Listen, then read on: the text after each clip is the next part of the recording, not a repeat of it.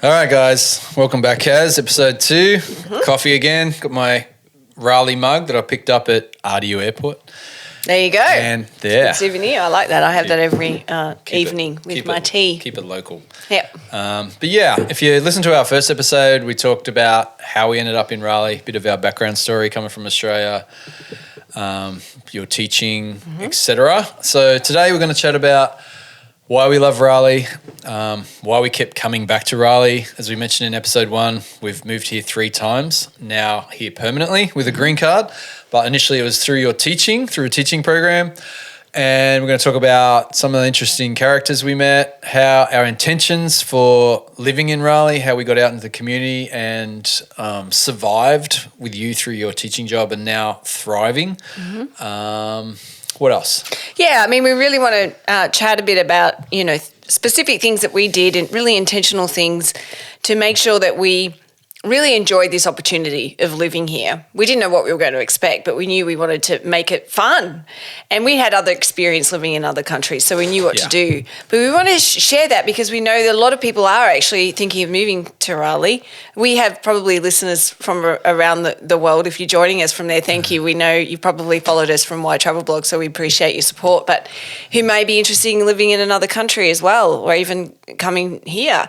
And I think what we can share from our experiences of how you can actually live in another country or different area and work through those cultural shock experiences, because it can send you home. It's done it many times before. Yes. And how you can end up just having such an unbelievably great time that, 14 years later you get a green card and live here. So there we go. That's what we're going to dive into a bit. Yeah, just to go over again, initially through working holiday visas, as we mentioned in episode 1, you lived in London for 2 years, we lived in Dublin for a year, we lived in Bangkok, Thailand. This is all teaching. I worked in construction. And our initial intention for moving to Raleigh was the opportunity to live and work in Raleigh, never expecting to want to live here and raise our kids here full time. So, Raleigh, initial impressions. I'm not sure. I can't say I was really, blown away. Like, oh, Raleigh's so amazing. I think really what really drew us in was the immersing into the culture and the people. And I mentioned in the previous episode about Mary and how she just embraced me, and then when she met you and welcomed us in, and we just experienced so much of that from the people in Raleigh. I mean, we know we sound different. We have an unusual accent, and it's getting a little bit more diverse in Raleigh now, where you can kind of meet people from different places. But back then, I think we were very unusual. So people were so curious and wanted to talk to us. And we were speaking about this the other day, that if we go out somewhere, it's a bit different now because of COVID, you can't talk to anyone, but pre-COVID, we would have to plan an extra 10 or 20 minutes to our day, because no matter where we went, people just wanted to talk to us, which we love. But it was like, oh my God, I'm trying to get something done. And then you're just having these long conversations with, someone at the supermarket or the department store. And I mean, that's I think what really drew us in was the people. Yeah, the Southern hospitality. I mean, we're talking 2004, in case you don't know, when we first moved here. And there was a few other Aussies in the cultural exchange teaching program. But other than that, I guess, it's not DC, it's not New York, it's not LA, don't have the big international flavour or Australian consulate where Aussies flock to, or a lot of Aussies flock to, like the ski fields in Colorado, etc. But here, few and far between, other than, I guess, for the big colleges like UNC and Duke, they might go and study there or work in one of the hospitals or the healthcare. But other than that, not a lot of Aussies in Raleigh. Although the tech scene is growing here obviously now, so it is increasing. But yeah, I remember we go to a grocery store or a dry cleaners or wherever, and they're like, y'all not from round here, are you? Yeah. Y'all talk real pretty. Yeah. It's just like fascination and curiosity. I mean, we've lived in other countries where we've experienced that before, but I don't think there's anywhere that has had the level of curiosity that Americans have toward you, particularly in Raleigh in the South when we came over here. Yeah. I mean, and I think that curiosity is a wonderful thing, and you just found this level of presence and engagement with you that I'd never experienced before. And it was like, wow, these people are so nice. They really actually want to know who I am and where I'm from. And that curiosity, I think, is just a wonderful attribute of the American kind of culture. I remember 2 people they'd bring up all the time, Aussie icons, Steve Irwin, the Crocodile Man, and Keith Urban. Yeah. They'd bring him up all the time. I actually worked at Australia Zoo, the home of Steve Irwin, back in Queensland, Australia. I didn't work with the animals, but I worked as a part of the construction crew building a lot of the facilities there. This was after he passed away, unfortunately. But I did meet Terry Irwin and Bindi, and they were great. But and Keith Urban, he's big now in Australia, but I think at the time he was bigger in the US than Australia. And now I have a man crush. Now I got to know Keith's music and learn about him. And when he was on, he was on American Idol as one of the judges. Yeah, you got to know his personality more. But yeah, he's a dude. But when we first moved to Raleigh in 2004, I knew nothing of Keith Urban. I found out about him from a teacher at my school who said, "Oh my gosh, Keith Urban." I said, "Who's that?" Yeah. She introduced me to Keith Urban. And like I've since found out, a long time ago, that he played in the Dean Dome in Chapel Hill. I'd love to see him in concert and live. That would be cool. But yeah, obviously he moved to Nashville many years ago, the home of country music. So he's huge in the States. But at the time, I knew nothing of Keith Urban. But anyway, being Australia obviously gave us a window and a unique perspective on Raleigh. And but the other thing that I first say to people is like when you fly into RDU, even now, even like from 2004, even now, it's like you're flying into a forest. Oh, I love it. You see those trees coming in. Obviously, there's more real estate, subdivisions and stuff. You fly over quite a lot of houses now, but there's still a ton of forest. And then that's like, welcome to North Carolina, welcome to Raleigh. And then from there, it's just trees and green everywhere. Even we have visitors come here now, like the first thing they say is they're so green. Yeah. And obviously locals know it's called the City of Oaks for all the amazing oak trees that line the streets downtown. There's magnolia trees, there's pine trees, there's wooded neighborhoods around lakes. It's just one of the best things about Raleigh is the forest and the trees and the nature. Obviously, there's a downtown and there's a city and it's growing, but the trees and the nature and the lakes keep it that small town vibe feel. Yeah, I mean, we absolutely love it. I mean, we've flown over so many cities and it just gets me every time. Like, I'm just like, wow, it is a forest and we just love it and we hope it gets maintained, that feel. Gets maintained and not lost in the process. But one thing that really strikes us, and every time we return here, it's like, oh my gosh, the smell. Oh.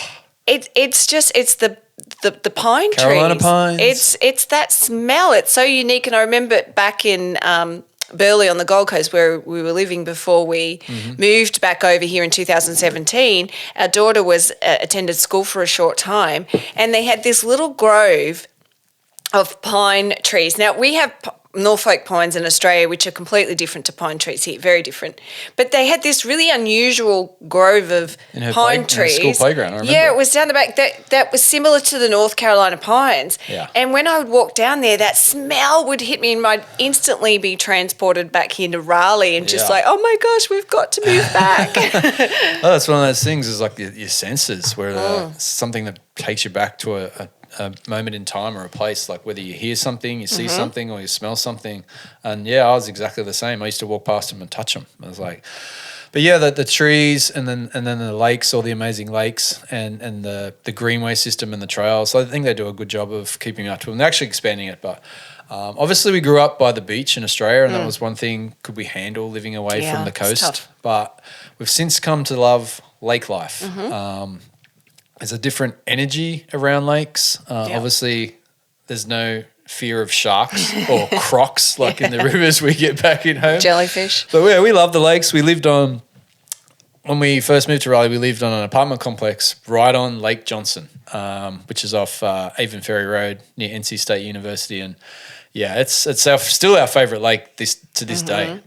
We've walked that 3 mile loop trail hundreds of times. I like $1 for every time I've done that loop trail. So many times. Never get sick of it. Yeah, I remember sitting on the little sandy beach area, sitting on the rocking chairs in the boat shed. Now we take our stand-up paddle boards out on the lake. They've got the little the boats, paddle boat things. You can fish there. Walking around we used to see deer. Yeah, not so much anymore. I haven't seen it for years. I think of the growth. Yeah.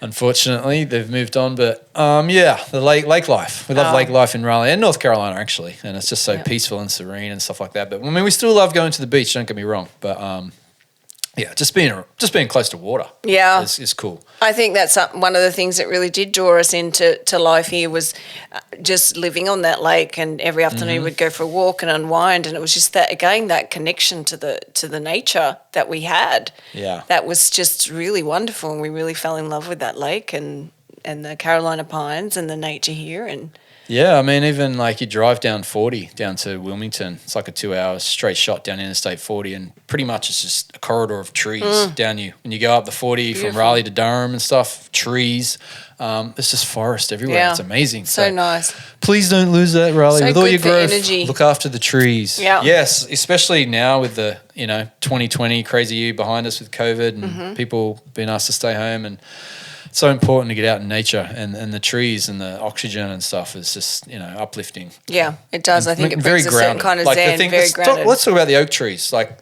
I love oak trees. We used to be I played a professional sport in Australia, rugby, in Sydney for 6 years for the North Sydney Bears, who no longer exist. They amalgamated to another team. But at the North Sydney Oval, behind one of the goalposts, was this magnificent oak tree. I'll never forget it. And I always used to love that tree. And now I live in the city of oaks. And they're just so majestic, and their root system is amazing. Isn't it how it spreads out, and it's so it intertwines and ties everything together with each other, and that's why so many of them powerful.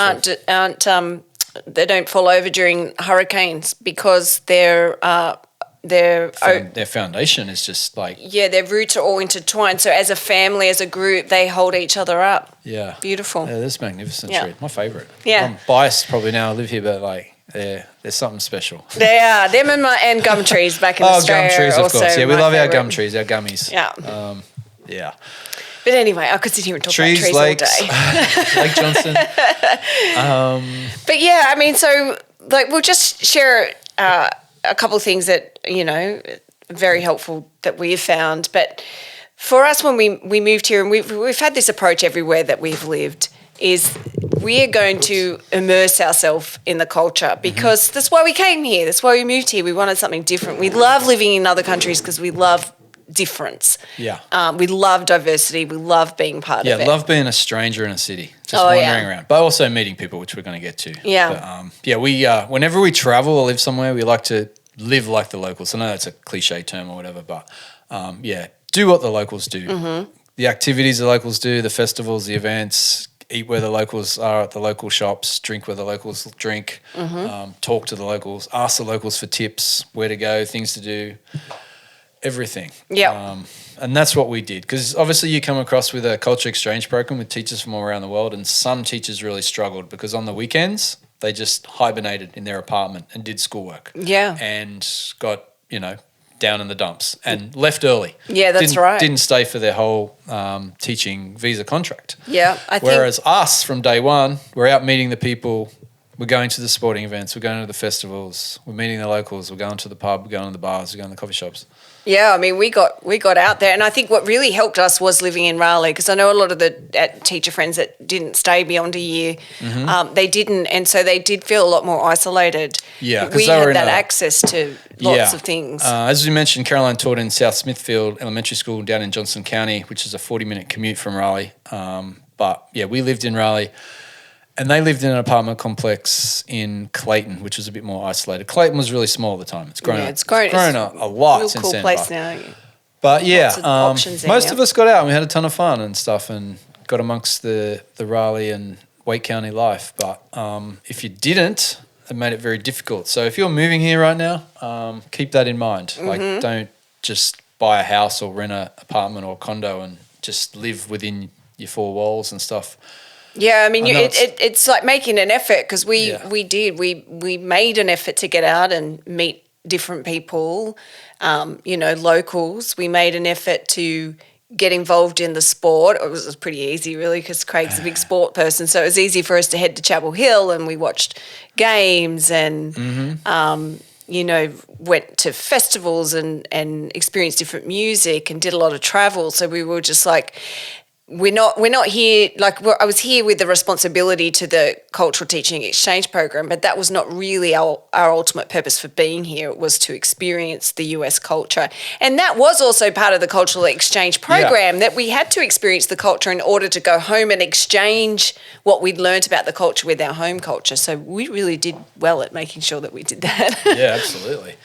Now, one of our first experiences was hunting for an apartment. Which, obviously is daunting if you're first moving to a new city. I mean, we've got experience living in 5 countries around the world and several places within Australia, so we're kind of used to it. It's not as daunting or stressful, but yeah, we made a decision to live in Raleigh, and we had no idea the best places to live in Raleigh, but fortunately, we just ended up looking around the Lake Johnson NC State area, which we still love to this day, and it's just a fun place to be.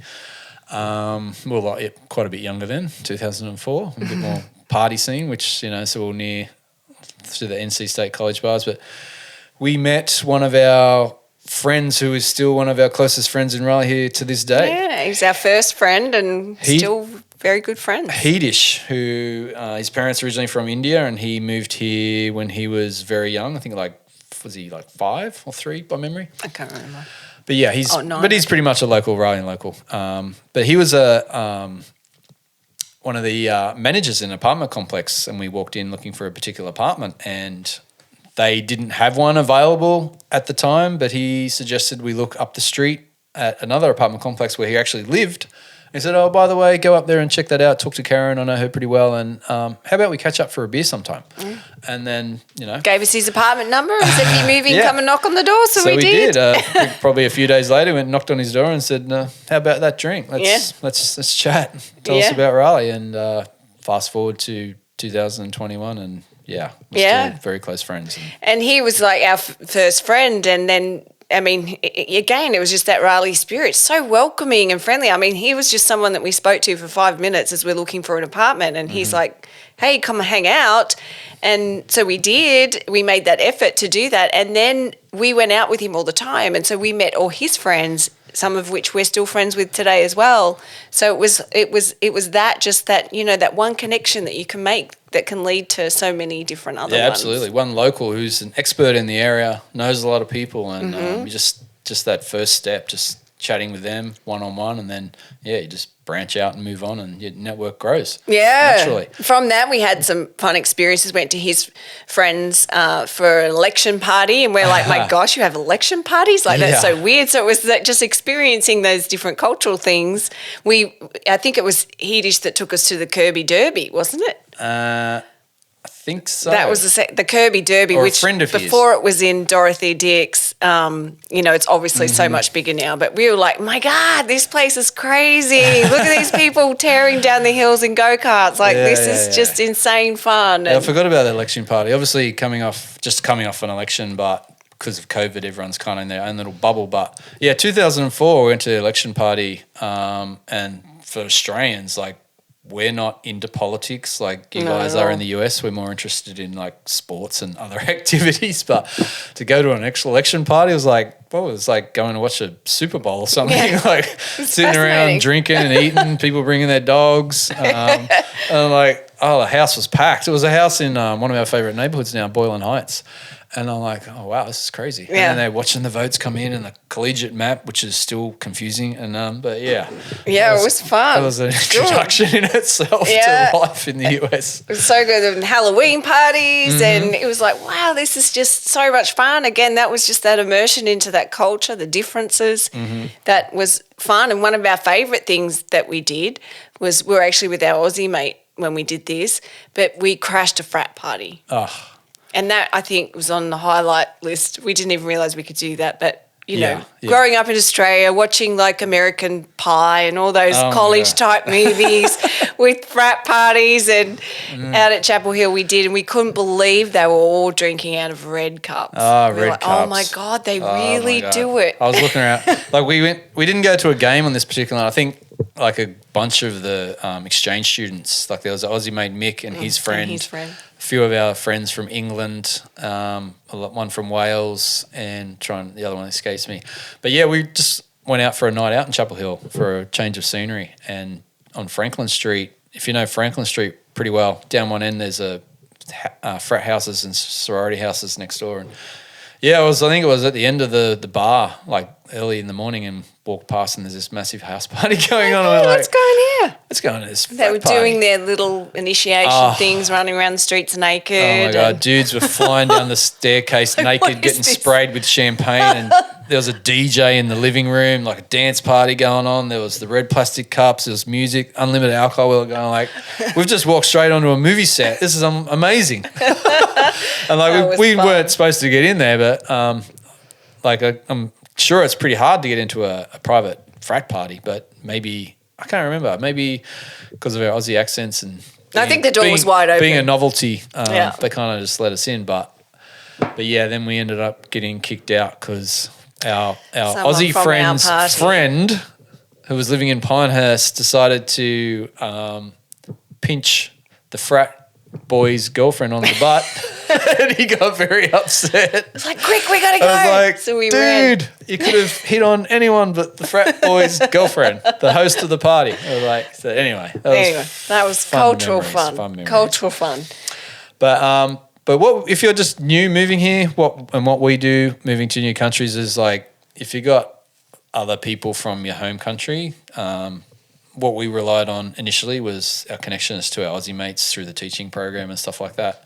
There wasn't a lot of them, but it's just those comforts from home. Yeah. Just to initially step out into the community and stuff like that always helps. Yeah, and even if you're moving into Raleigh from, like New Jersey or California or something, as we're saying, so great to get out and meet people who are from the area and form those connections. But to have that little connection to home is also really important because, you do go through culture shock, you miss home, and there are moments where you think, oh, gosh, I just need to talk to someone in Aussie slang again, or I just, need to do something. So that was, really important that we had our Aussie friends. We're still friends with today that we can connect to. And the more Australians are in Raleigh now. So. Yeah, Aussie Mick.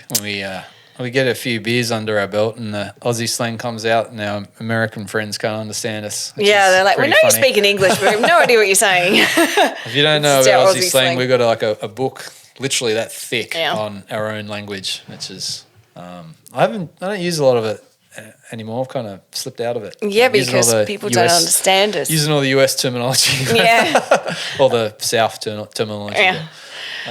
But we did that, and we're big music fans. If anyone follows Wide Travel Blog and our stories, and that that we're mad on music, and we have frequent dance parties in our house with our record player and stuff. But when we first moved over here, like two of our favourite Australian artists played. We had John Butler Trio. He's one of our favourites too, but Yeah. John Butler Trio, who when we first moved over, he was playing at the Cat's Cradle In Chapel Hill. Chapel Hill. Now, this is an artist who will get 40,000 people to a concert in Australia, and he's playing at the Yeah, Cat's Cradle. yeah. There's about 50 people there, I I know. think. He usually plays to stadiums and we're like Wow. front row in the Cat's Cradle, like arm's length away from the John Butler Trio. I was like, this is amazing. Yeah. Like, how cool is this? That was phenomenal. And then another experience, Xavier Rudd, again, one of our favourite Aussie artists who packed stadiums out as well. We found he was playing, it was on my birthday, playing in DC, Washington, DC, at a coffee house, a tiny coffee house. I know. And so we drove up there and there were 30 people, if that.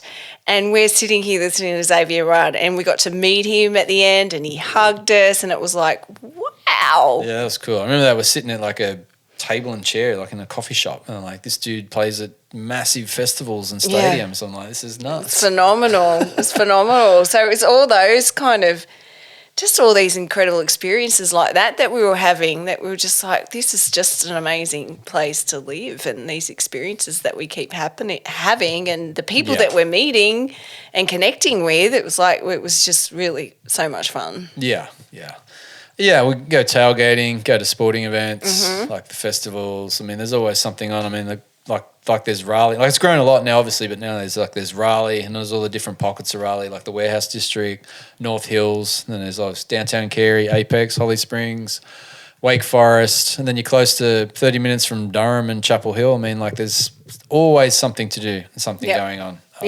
We're never bored.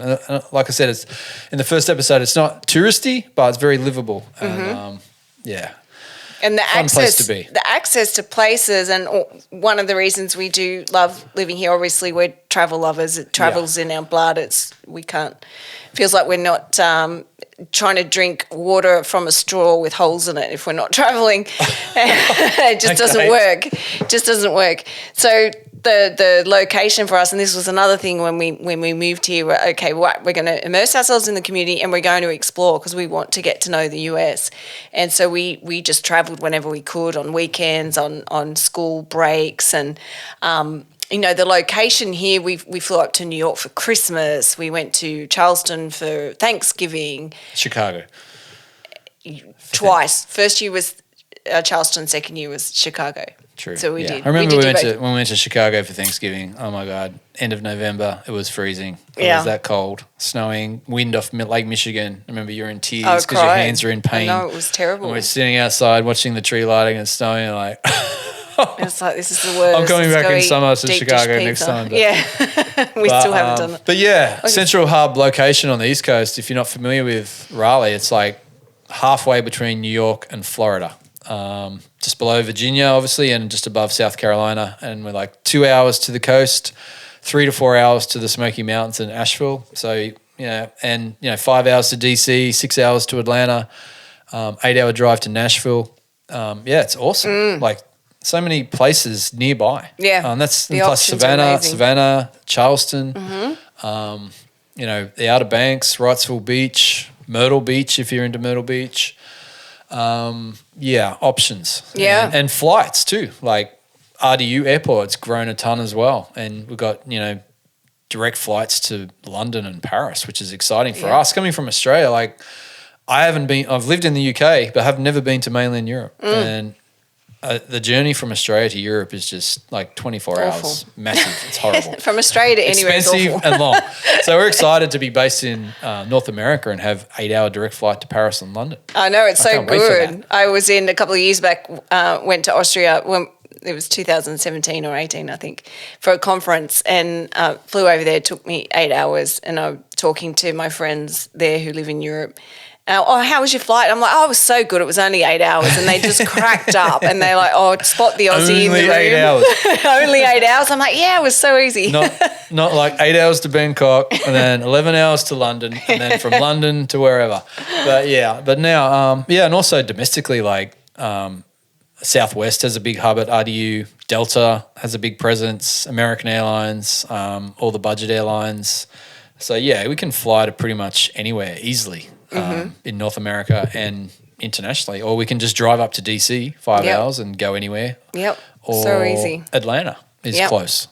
So that's why location love great. it. It's so good, and to have all those different experiences that we were having, it was like, wow. We don't want to be away from this, and I think that was one of the things that kept bringing us back.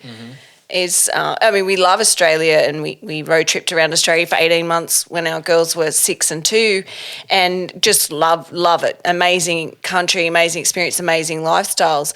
But I think it was just living here and having that access to such diversity and so many experiences is the one thing that did keep pulling us back. Yeah, it's incredible. I remember going to, through our other blog, we went to a luncheon, I think it was United Airlines.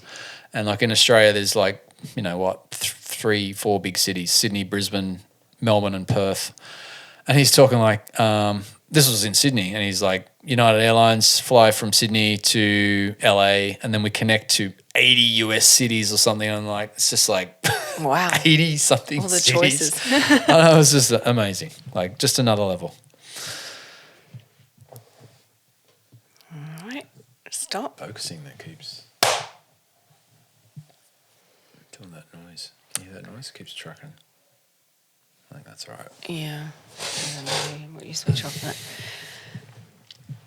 Okay, so what were you doing, Craig? We spoke a little bit about my teaching and stuff, but because we were on J1, J2 visa, you were on the J2. You had permission that you could work, which was great.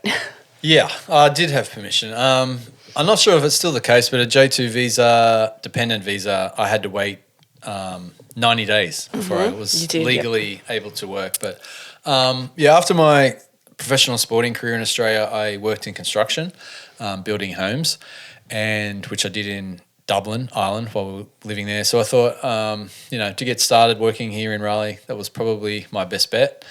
And just randomly, I remember when we were looking for a car to buy, the owner of the dealership, he just got chatting and saying, what type of work I'm looking for. And one of his friends owned a construction company and, gave me his number to give him a call, met up, I had my interview in the parking lot of a CVS pharmacy, I remember.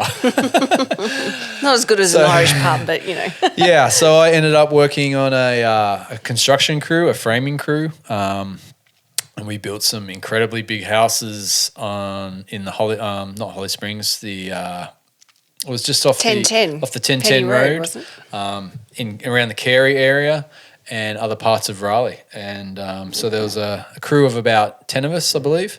So the American boss, owner of the company, the leading hand, the other local guy from Knightdale, me, and then a bunch of other foreigners and crew. And that was one of the hardest working people I've worked with ever. I mean, they'd go, from 7 a.m. to 5 p.m. with one short lunch break in all types of weather. Like the hardest thing was the winter. I'm not used to the winter working outside in such cold weather. And it was freezing. It was miserable. And also very hot and humid in the summer, which was tough. But give me heat and humidity any day, although it was uncomfortable and tiring over freezing, miserable, cold weather. It was brutal. I remember just layers of gloves, thermos on, beanies, jackets. It was just, it's horrible. I used to hate those days. Yeah, I remember. You come home. Oh, man, I remember at one lunchtime I couldn't even sit down and have lunch because it was just too cold. I just had to get up and walk around, keep the blood flowing in the feet and the hands and stuff. It was miserable. Yeah, tough. And, I mean, a lot of people, if you've just moved down from Minnesota, you're going to say winters here are pretty mild. Minnesota, but for an Aussie, we're like, oh, my gosh, it's cold and it's long. If you're from Boston or Colorado or whatever, you're like, what are you complaining about? But no. Yeah, and Aussie's never going to get used to temperatures. I had some fun times, or a low. fun crew, fun bunch of guys. We had a lot of fun and stuff and built some awesome houses. But pay not so great compared to back home in Australia, and just long hours. And I mean, these guys just work. If I remember New Year's Day, they worked. I mean, like for us, that's against their religion. What are you thinking? Who works on New Year's Day? And they're like, they just wanted to make the money, which is fine. And I think that, one of the different perspectives from Australia to America is like the Americans just so obsessed with working. Like we say, like, work to live, whereas here they live for work to a degree. Not everybody, but yeah, like. Yeah, I know some people I know say about Australians who are not Australians, obviously, that Australians have figured out a pretty good balance. Like Australians work really hard, but we also play really hard. Yeah. So we make sure we bring in that balance into our lifestyle. And don't get me wrong. Like we work hard in Australia and stuff like that. But I think here they're just more obsessed with, maybe that's like in corporate America, the status, getting up the ladder, what have you. I don't know. But yeah. Yeah, one thing we find strange, and being in the travel industry, we know it's spoken about a lot, but how Americans don't take their annual leave and their vacation time. We're like, what? That's unheard of. Australians are using every single day. Yeah, and they only get 2 weeks standard vacation here, where typically in Australia it's 4 weeks. Yeah. Plus maternity leave for Australians is just long service leave. It's just common, where here it seems like you got to fight tooth and nail to get time off work. Yeah, that's right. I did that. I worked in construction and stuff, which was fine. And I mean, it's portable. I mean, I could take some times off. We went down to Myrtle Beach one time, and then we took that 10 days to go up to New York City for Christmas. I mean, just mentioned to my boss I'm going away, or you had to go to go away for a conference or whatever. I was able to do that. So, but I mean, at the time, like obviously it wasn't. I'm not thinking this is my career. No, we're just here for 2 years on the J1 and J2 work visa, and then we move on. Yeah. So I guess I had a bit of a lackadaisical attitude, whereas if you're local and living here and wanting to make it a career, you're probably like more serious and more into it. But at the time, it was just to make money, pay the bills, and travel. Yeah, and have fun. that was our only purpose, really, which is work was just a means for us to travel more. Yeah. And that's why we've created the life we have. Is like that's all we ever wanted to do was to travel. But I must say, I much enjoy doing what I'm doing now rather than banging nails for a living. I mean, don't get me wrong, there's nothing wrong with that career, but it's not. It was never a passion of mine. Even when I did it in Australia and did it in Ireland, it was just a means to an end. Just to. It was the great thing about working construction is very portable and it allowed us to travel and work in different countries. But it was never a passion of mine, career-wise. It was just. I didn't know what I wanted to do after my professional sporting career, which ended early. So I was in a bit of no man's land. But, yeah, it was just something to do at the time. That was the same as me with teaching. It was just something I didn't really know what I wanted to do. Yeah. And that's what I remind Craig of now when he wants to complain about something in terms of the blogging. I'm like, well, you could be banging nails out in 10-degree weather. Exactly. Put some perspective on it. Yeah. So, yeah, I mean, they're like I think we've spoken a lot about what really intrigued us and captured our attention about living here and what made us keep coming back. And you know, the first stint that we had here was 2 years. We had permission to live here for 3 years, but I couldn't. The teaching was just too much for me. It was so stressful and, you know, I just got really sort of tired of the system and how it worked and so just couldn't stay here. And I think at that stage we knew we loved it. I don't think we were really thinking that we were going to come back. I don't think we had really given it much thought, but I do remember on our way home we road tripped across from Raleigh to LA and we thought this is a great time in the summer, let's do it. So I think we took maybe 2 months and road tripped and then it was out there and, you know, we got to experience the diversity. I remember going through the mountains. We don't have mountains in Australia. No, we have hills. Going through Colorado, Southwest USA, Utah, we were like, oh my like, gosh, this place is incredible. And I think I started feeling then, oh my God, I love this. I want to come back and experience more. And yeah, but we just didn't know how. Like we never expected we'd ever start our own business and find a way to get a green card and permanent residency. But I guess you weren't even thinking of coming back again to teach. No, I was done with teaching. Program. I wasn't going to do it again ever. It was like, I'm retiring from this. Didn't happen though. Yeah. I mean, I was just thinking about when we left that time, the passport story. I don't know if we want to talk about that quickly and the stress around that or leave that for we another might day. leave that one. Yeah, that's quite an involved story. I think we shared that on our Why Travel podcast. Yeah. But yeah, no, Raleigh, it got under our skin. It got under our skin and, you know, it was great then. It's even better now, even the growth and stuff. I think it's better now. But, yeah, loved it. The memories, yeah, it was fantastic. All right, so maybe we'll wrap up this episode now, and next episode 3 we can talk about, you know, how you end up leaving teaching, how we got involved into blogging and doing what we're doing now while we come back to Raleigh the second time. The first time was 2004, 2006, and second time was 2008 to 2010. We had an addition then too. We did have an addition. We had a 9-month-old baby. We were a team of 3 then instead of just a team of 2, which was a different experience. We can chat about some of that stories, moving back to Raleigh as parents with a young child, and the differences we've seen in Raleigh in those years, and then transitioning from teaching and construction and the other jobs that I did into our digital lifestyle. Yeah, and some of the disasters along the way. There was a big disaster. One particular one in real estate during the subprime crisis of 2008 that we can share about. That's right. The Big Short. We were the people from the Big Short that got done by the Florida dodgy realtors. Or mortgage people, whoever they were. That was a disaster, financial disaster. And we got some lessons there. And actually, if it wasn't for that disaster, we wouldn't be doing what we're doing now. Exactly. So there's always a light at the end of the tunnel, and we'll share all about that in episode 3. Yep. But thanks, guys, for joining us again on the This Is Raleigh podcast. Be sure to subscribe so you don't miss an episode. You can do that on all the podcast platforms, or you can go to thisisraleigh.com under the Raleigh Lifestyle tab at the top of the website, and you'll see that in a drop-down. Thanks, and share us with your friends and let us know what else would you want us to share on this podcast. We appreciate you and welcome any feedback. Cheers, Thanks, guys.